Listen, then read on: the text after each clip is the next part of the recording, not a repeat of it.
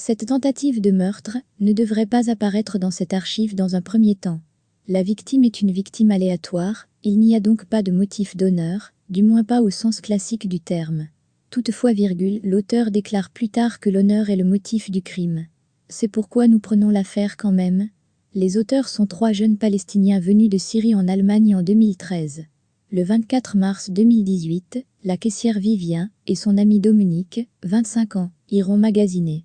Il s'agit d'une bagarre avec 2 jeunes Syriens, 13 et 14 ans. Ils amènent Abdullah, 17 ans, pour le renforcer. Il a enfoncé un couteau dans l'estomac de Vivien. Dominique appelle l'ambulance.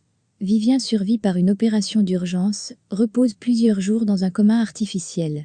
Premièrement, l'accusation est seulement de coups et blessures. L'auteur se serait retiré de sa tentative de meurtre pendant le crime. Plus tard, l'accusation de tentative d'homicide involontaire coupable est modifiée. Selon un avis médical, l'auteur a tout fait pour tuer sa victime. Au cours de l'interrogatoire, Abdullah se considère comme un fugitif modèle. Cela cadre un peu avec l'attitude selon laquelle les auteurs de crimes d'honneur sont convaincus d'avoir fait ce qu'il fallait. Plus tard, un autre frère essaie de justifier l'acte. Vivien avait insulté les jeunes Palestiniens. En août, le procès s'ouvre à huis clos devant le tribunal régional de Hanovre.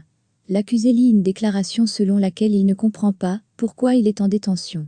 Il avait considéré le différend comme une violation de l'honneur, ce qui lui permettait de tuer un être humain. Abdullah vit en Allemagne depuis 5 ans.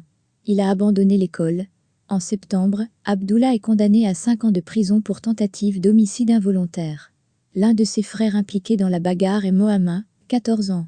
Il doit être en détention permanente pendant 2 semaines, puis en formation sociale. On peut supposer que le succès de la formation sociale n'est pas vérifié. Le cousin de 13 ans est d'âge non punitif. On ne sait pas si l'âge déclaré des participants a été vérifié.